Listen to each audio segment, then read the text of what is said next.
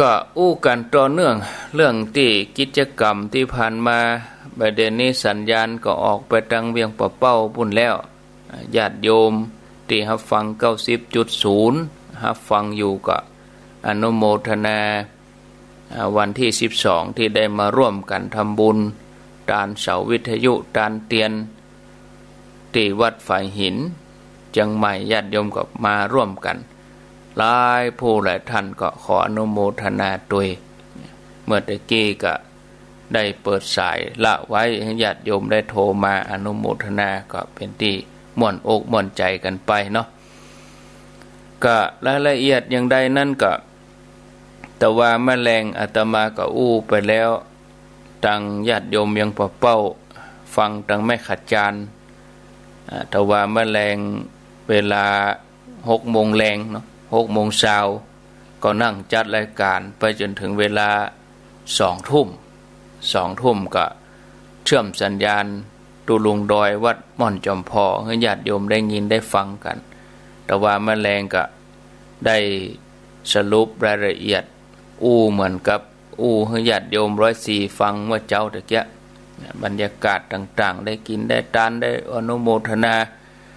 ก็ในนามเนาะในนามพระสงฆ์ครูบาอาจารย์กุตน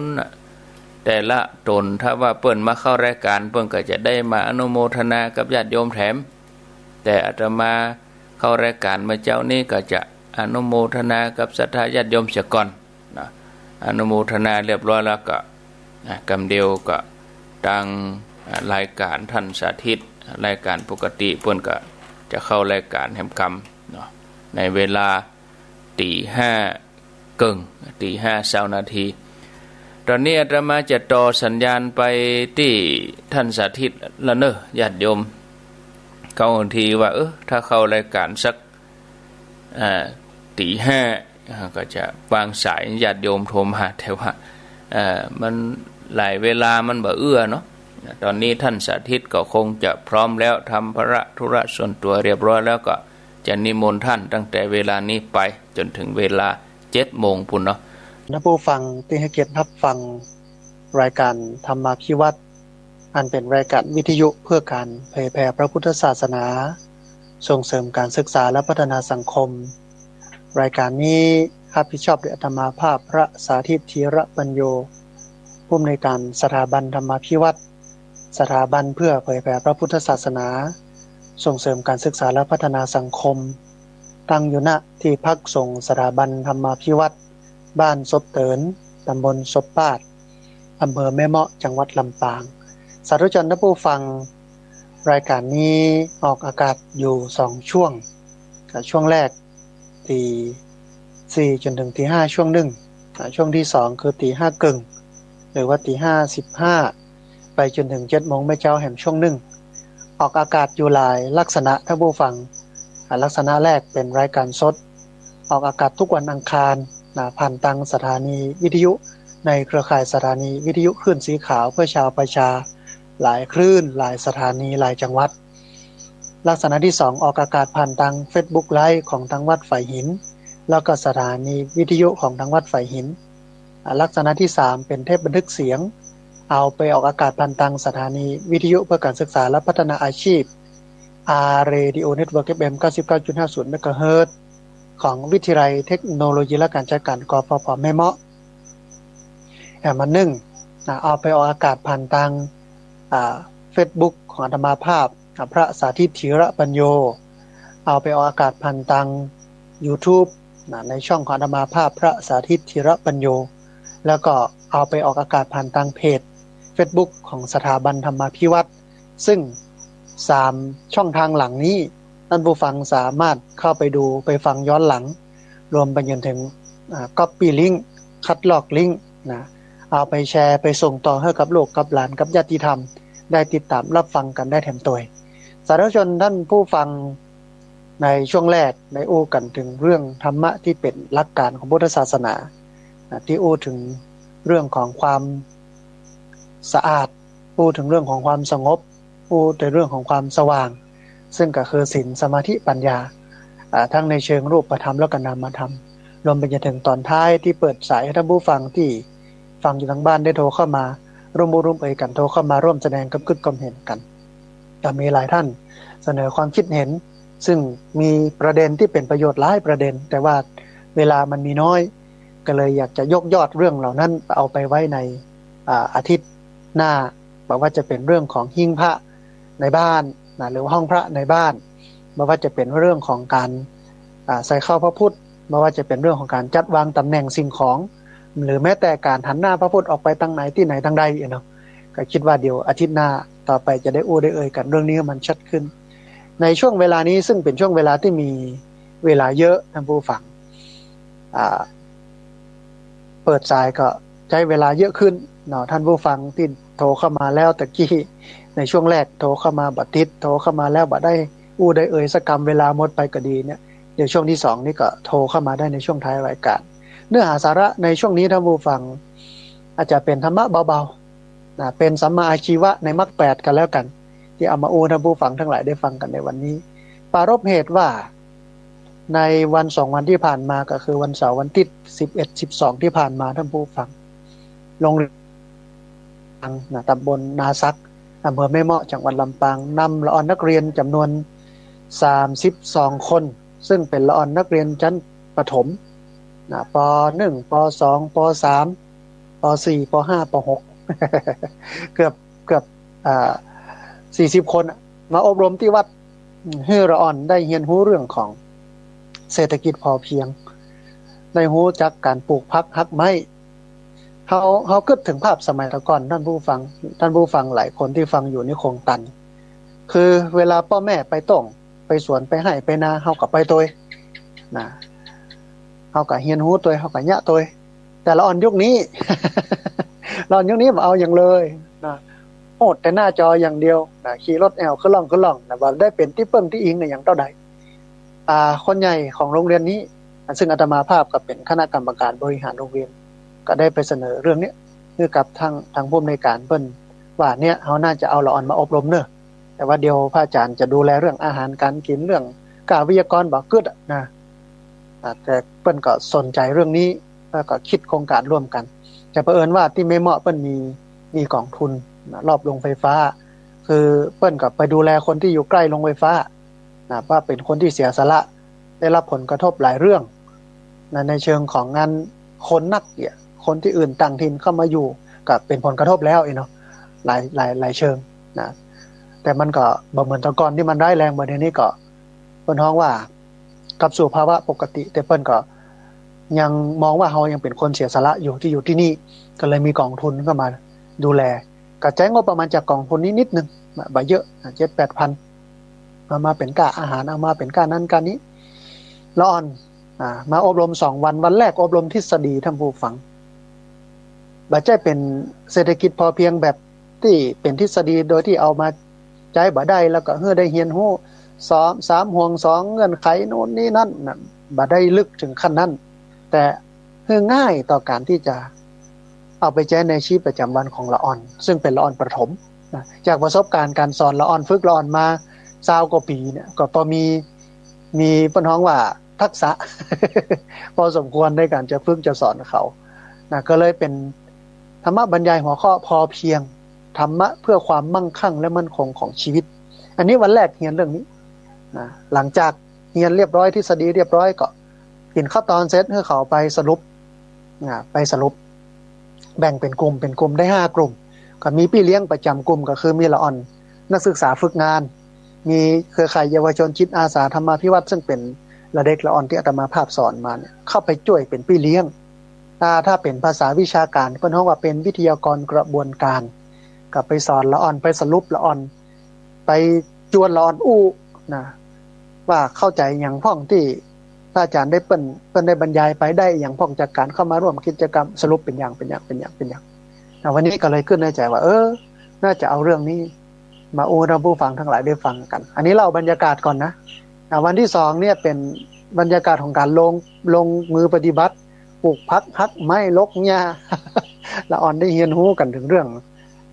การได้ลงมือทำการปลูกอย่างต่างๆมันได้ถึงทฤษฎีแล้วก็ได้ถึงปฏิบัติวันแรกที่ทฤษฎีเนี่ยบ่ใช่แต่เรื่องเศรษฐกิจพอเพียงเรื่องปลูกผักหักไม้อย่างเดียวถึงเรื่องการอดออม อย่างต่างๆโดยซึ่งเนื้อหาเดี๋ยวจะอู้ท่านผู้ฟังเท่าไหร่ได้ฟังกันมันเป็นการปลูกฝังท่านผู้ฟังเพื่อละอ่อนได้เข้าใจได้ฮู้และได้ซึมซับเรื่องเหล่านี้มันก็เหมือนกับการที่พ่อแม่เฮาสมัยแต่ก่อนที่ปลูกฝังเฮานั้นเข้าวัดเข้าวาปลูกฝังเฮานั้นฮักห่มการกินการต้านอยู่กับศีลกินกับธรรมนะอยู่กับละอ่อนมันเหมือนผ้าขาวเฮาจะเอาอย่างเพิ่นเฮาว่าแต่งแต้มลงไปมันก็อยู่ที่เฮาจะเอาสีดำเข้าไปจะเอาสีแดงเข้าไปจะเอาสีน้ำเงินจะเอาสีชมพูจะเอาสีม่วงเข้าไปมันก็อยู่ที่เฮาที่เฮาจะสร้างสรรค์ให้เพิ่นเป็นไปอย่างไรคนจะดีได้มันบ่ได้ดีโดยธรรมชาติท่านผู้ฟังเพราะมนุษย์นั้นบ่ได้ดำเนินชีวิตด้วยสัญชาตญาณแต่มนุษย์นั้นดำเนินชีวิตด้วยการฝึกฝนพัฒนาเพราะนั้นด้วยหลักการนี้ของพระพุทธศาสนาใครฝึกนักคนนั้นก็ดีนักใครได้เรียนรู้นักคนนั้นก็ดีนักนะมาลอนกลุ่มเนี้ยแล้วก็สัญญาเขาไว้กับเขาไว้ว่าเดี๋ยวประมาณปลายเดือนหรือต้นเดือนหน้าถ้าใครตั้งใจห้ำเฮียนจะแจกทุนการศึกษาเพื่อน้องว่าทุนคุณธรรมนะจำนวนซาวทุนละ500 บาทนะก็ตกเป็นเงินประมาณสัก 10,000 บาทนะถือโอกาสนี้บอกกล่าวท่านผู้ฟังเนอะท่านใดจะร่วมกินร่วมทานสร้างคนเนอะเป็นคนดีนะวันก่อนไปประชุมกรรมการสถานศึกษาของโรงเรียนนี้นะหลายเรื่องหลายราวเพิ่นก็โอ้กันเรื่องการทำการเรียนการเปิดเทอมเรื่องป้องกันโรคโควิดแต่มีอยู่ช่วงหนึ่งที่ท่านผอ.ก็อู้ในที่ประชุมว่าตอนนี้ทุนการศึกษาเฮาโดนตัดมันได้ทุนเรียนเก่งคนละ 1,000 บาทต่ออันสำหรับคนเรียนเก่งแต่ปกติทุกปีมันจะมีทุนคุณธรรมทุนคุณธรรมประมาณสัก10ทุนเนี่ยมานับแต่ปีนี้โดนตัดหมดเลยเฮาก็พระอาจารย์กับอาตมาภาพก็ขึ้นในใจว่ามันน่าสนใจเรื่องนี้เฮาจะไปสอนให้คนเป็นคนเก่งอย่างเดียวบ่ได้นะมันต้องสอนให้คนเป็นคนดีตัวลูกนะก็เลยอู้ในที่ประชุมว่าถามในที่ประชุมว่าแล้วทุนคุณธรรมเปิ้นแจกกันคนละต่อใดแจกกันอย่างใดน่ะก็สนใจสตางค์มันยังมีตัวนะหาอันอยู่ในอากาศอยู่ ก็เลยถามเปิ้นก็บอกว่าทุนละ500พระอาจารย์ก็มานับนะประมาณ 5,000 เนี่ย 5,000 บาท10ทุนมันแจกกันโอ้ถ้าอันอาตมาภาพฮับเลยนะเป็นเจ้าภาพทุนการศึกษาทุนคุณธรรมเน้นละอ่อนที่มีจิตอาสาช่วยเหลือสังคมชุมชนบ่จำเป็นต้องเรียนเก่งก็ได้เพราะที่ผ่านมาเนี่ยคนเรียนเก่งได้ไปหมดนะคนบางคนมันเรียนบ่เก่งแต่มันดีอ่ะมันช่วยเหลือเกื้อกูลมีน้ำจิตน้ำใจเป็นละอ่อนที่ดีบ่มีการเชิดชูคนดีอาตมาภาพบอกว่าถ้าหากว่าเฮาละโอกาสนี้นะจะน่าเสียดายมากเฮาจะไปมัวแต่เชิดชูคนเก่งแล้วบ่เชิดชูคนดีบ่ได้ฉะนั้นเอา10ทุนไปเลยแต่20ทุนไปเลยเนาะ ใจมันขึ้นท่านผู้ฟังมันแค่อยากทำบุญโลกมันอยากให้หันสังคมดีอยากให้เห็นคนดีสตังค์อยู่ที่ไหนยังหมูดนะเอาละพระอาจารย์เอาทุนละ500 10,000 บาทเนาะเดี๋ยวถ้าอัน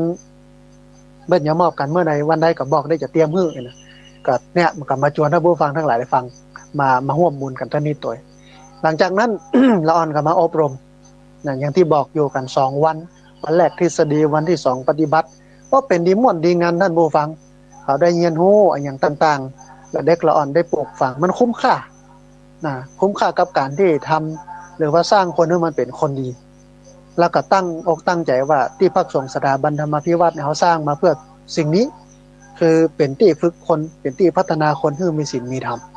นะฮะแล้วก็เป็นบุญใหญ่บุญหลวงพอสมควรท่านใดอยากหันภาพบรรยากาศไปพอในFacebook ของอาตมาภาพพระสาธิตธิระปัญโยไปพอในเพจของสถาบันธรรมภิวัตน์ได้แล้วก็ตอนนี้ละอ่อนเปิ้นได้บันทึกวิดีโอไว้กำลังตัดต่ออยู่คงจะมีคลิปสั้นๆที่ละอ่อนได้มาฝึกคัดเก่าตัวเก่านะทีนี้ท่านผู้ฟังอู้ถึงเรื่องของธรรมะ ที่ชื่อว่าพอเพียงธรรมะเพื่อความมั่งคั่งและมั่นคงของชีวิตเบื้องต้นเนี่ยอาตมาภาพได้เขาได้เรียนรู้เรื่องของความหมายของปรัชญาเศรษฐกิจพอเพียงก่อนอาตมาภาพก็สอนเขาบอกว่าเศรษฐกิจพอเพียงคือปรัชญาที่พระบาทสมเด็จพระเจ้าอยู่หัวพระปรมินทรมหาภูมิพลอดุลยเดชพระเจ้าอยู่หัวรัชกาลที่9พระราชทานแก่ประสบนิกรชาวไทยเป็นแนวคิดที่ยึดหลักทางสายกลางซึ่งเป็นคำสอนในทางพระพุทธศาสนาก็คือพอประมาณมีเหตุผลมีภูมิคุ้มกันที่ดีในการดำเนินชีวิตและปฏิบัติตนของประชาชนทุกระดับตั้งแต่ระดับครอบครัวระดับชุมชนจนถึงระดับรัฐ เพื่อการดำเนินชีวิตอย่างชาญฉลาดบนฐานของคุณธรรมและจริยธรรมจนสามารถดำรงชีวิตอยู่ได้ท่ามกลางสภาพการแข่งขันและการเปลี่ยนแปลงของโลกอาตมาภาพก็บ่ได้ลงรายละเอียดเรื่องนี้นักต่อใดก็เพียงแต่บอกเขาว่าเนี่ย คือความหมายคือที่มาที่ไปของปรัชญาเศรษฐกิจพอเพียงทีนี้ สิ่งที่เน้น สิ่งที่ให้ความสำคัญก็คือการประยุกต์ทฤษฎีเศรษฐกิจพอเพียง ไปใช้ในชีวิตประจำวันละอ่อนชั้นประถมท่านผู้ฟังป .1 ถึงป .6 เดี๋ยวจะได้ให้เขาเข้าใจเรื่องนี้ก็เลยสรุปสั้นๆว่า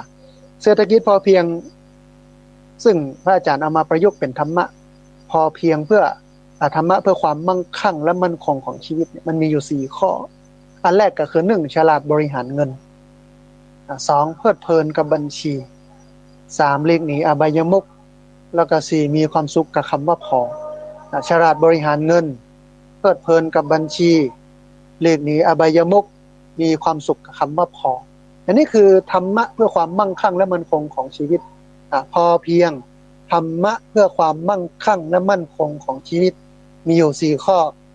ฉลาดบริหารเงินเพลิดเพลินกับบัญชีหลีกหนีอบายมุขแล้วก็มีความสุขกับคำว่าพอฉลาดบริหารเงินอย่างใดท่านผู้ฟังเบื้องต้นอาตมาภาพก็คือเขาท่องกลอนบทนี้3รอบ กลอนบทนี้บอกว่ามันหาใช้ให้เหลือไว้เผื่อจ่ายค่อยออมไว้ให้เหลือไว้เผื่อเก็บหากหาใช้ไม่เหลือไว้เผื่อเซฟคราวป่วยเจ็บเอาไหนมาใช้เอ่ยมันหาใช้ให้เหลือไว้เผื่อจ่ายค่อยออมไว้ให้เหลือไว้เผื่อเก็บหากหาใช้ไม่เหลือไว้เผื่อเซฟคราวป่วยเจ็บเอาไหนมาใช้เอ่ยอาตมาภาพก็ลงรายละเอียดไปบอกว่าการฉลาดบริหารเงินเนี่ยก็คือการปฏิบัติตามหลักธรรมที่พ้องว่าโภควิภาคที่พระพุทธเจ้าได้สอนไว้โภควิภาคก็คือการจัดสรรทรัพย์สินเงินทองออกเป็นส่วนๆการปันปุ้นสตังค์ออกคือเป็นปุ้นๆเป็นก้อนๆเป็นส่วนๆนั่นเป็นอย่างไรพ่องท่านผู้ฟังฉลาดบริหารเงินการฉลาดบริหารเงินคือการจัดสรรเงินตามหลักโภควิภาคมันจะมีอยู่3ปุ้นท่านผู้ฟังปุ้นแรกหรือว่าส่วนที่1เนี่ยแบ่งไว้เก็บไว้เพื่อเอาไปใช้บริโภคเลี้ยงตัวเก่าเพื่อเป็นสุขเลี้ยงคนในครอบครัวแล้วก็คนที่อยู่ในความรับผิดชอบเพื่อเป็นสุขเอามากินซื้อกับข้าวกับปลาใจก้าน้ำก้าไฟส่งลูกไปโรงโรงเรียนนู่นนี่นั้นแล้วก็ใช้ทำความดีบำเพ็ญประโยชน์ต่อสาธารณะเอาไว้ตานตัวถ้าอู้เป็นภาษาบ้านเฮาง่ายๆเงินปุ้นแรกที่พระพุทธเจ้าสอนเฮาให้เก็บไว้แบ่งไว้เป็นก้อน คือเอาไว้กินเอาไว้ใช้ง่ายๆเนาะกินใช้ปุ้นแรกเอาไว้กินกับเอาไว้ใช้เอาไว้กินไว้ตานขออภัยไม่ใช่กินไว้ใช้เอาไว้กินไว้ตานตึงกินตึงตานได้มาปุ๊บเอามากินซื้อขับข้าวซื้อกับปลาจ่ายก้าน้ำก้าไฟก้าน้ำหมกน้ำมันให้ลูกให้หลานตานเต้าแบ่งปันพี่น้องตอนที่จำเป็น ดูแลพ่อแม่แล้วเอาไปตานเอาไปทำสาธารณประโยชน์เอาไปทำบุญสุนทานอันนี้ปุ้นแรกปุ้นที่2เพิ่นบอกว่าแบ่งไปลงทุนประกอบธุรกิจและกิจกรรมต่างๆเพื่อให้เกิดการงอกเงยของเงินทุนแบ่งไปลงทุนประกอบธุรกิจและกิจการต่างๆเพื่อให้เกิดการงอกเงยของเงินทุนปุ้นนี้จะนักน้อย1ท่านผู้ฟังปุ้นนี้จะนักน้อย1ถ้าคิดเป็นเปอร์เซ็นต์เนี่ยปุ้นที่เปิ้นเอาไปลงทุนเนี่ยมันจะเป็นเปอร์เซ็นต์สูงมากจนถึงกระทั่งถึงประมาณสัก 50% เลยทีเดียว 50% ทีเดียวเอาไว้กินไว้ใช้เนี่ยเปิ้นให้30นะเอาไว้กินไว้ใช้เปิ้นให้30เอาไปลงทุนนี่50กึ่งนึงและแถมปุ้นนึงนะปุ้นนึงก็คือส่วนที่3เนี่ยเปิ้นให้เก็บไว้ใช้ในยามจำเป็นเช่นเมื่อเกิดอุบัติเหตุเจ็บเป็นเย็นไข้ยามฉุกเฉินวิตตีนขาดมือมันบ่จำเป็นจะต้องไปกู้หนี้ยืมสินนอกระบบดอกเบี้ยแพงนะนี่คือหลักการฉลาดในการบริหารเงินนะก็คือแบ่งออกเงินออกเป็นปุ้นๆได้3ปุ้นหลักๆปุ้นแรกแบ่งไว้กินแบ่งไว้ตานปุ้นที่2เอาไปต่อยอด เอาไปลงทุนทำธุรกิจให้เงินมันงอกเงยปุ้นที่3นี้เก็บไว้ใช้ในยามจำเป็นเจ็บเป็นเย็นไข้วิตตินขาดมือเอาไว้ใจตัดนี้แต่ด้านในหลักการอันหนึ่งในเรื่องของโภควิภาคก็คือการรู้จักการใช้เงินรู้จักบริหารจัดการเงินเพิ่นบอกว่าอันแรกก็คือรู้จักหาถึงวันนี้มันห้อมเดียวคงบ่ได้แล้วท่านผู้ฟังเนาะมันต้องหลายห้อมหลายตางในการหาท่านผู้ฟังรู้ดีกว่าอาตมาภาพก่อนถ้าท่านผู้ฟังเป็นคนหา แต่นี้เอาทฤษฎีมาอุ้มได้รู้จักหาห้อมเดียวบ่ได้ต้องหลายห้อมเนาะบางคนมีงานประจำทำงานประจำหลังจากที่เลิกงานประจำแล้วก็ทำงานอดิเรกหารายได้เสริมนู่นนี่นั่นคือจะหามายังไงก็ได้มันบ่ใช่เป็นความน่าละอายท่านผู้ฟังอ่านข่าวหลายคนเป็นตำรวจเติงเวลามาขายผลไม้ขายกับข้าวก็มีแมลงมาก็น่าชื่นชมนะดีกว่าเปิ้นไปเนี่ยบ่ดีทุจริตน่าชื่นชมงานเนี่ยงานสูงงานต่ำบ่ได้อยู่ที่งานที่มันจะใช้แรงงานหรืองานสบายงานเบางานตุกบ่ได้แบ่งกันที่นั่นแต่แบ่งกันที่มันซื่อสัตย์สุจริตก่ออันนี้คืองานดีบ่ดีเนาะขยันหาคือรู้จักหาอันแรกอันที่2รู้จักใช้ให้มันเป็นประโยชน์ใช้ไปในทางที่มันที่ถูกที่ควรใช้ให้มันประหยัดรู้จักใช้อันที่3รู้จักเก็บรักษารู้จักอดออมอันสุดท้ายอันที่4รู้จักขยายดอกผลรู้จักหารู้จักเก็บรู้จักใช้รู้จักขยายดอกผลเก็บหาก่อนหาใช้เก็บแล้วก็ขยายดอกผลรู้จักหารู้จักใช้รู้จักเก็บแล้วรู้จักขยายดอกผลนี่คือหลักการฉลาดบริหารเงินโภควิภาคที่เปิ้นว่าอย่างนี้ท่านผู้ฟังมันมีบทกลอนบทหนึ่งที่เกี่ยวกับเรื่องของการฉลาดบริหารเงิน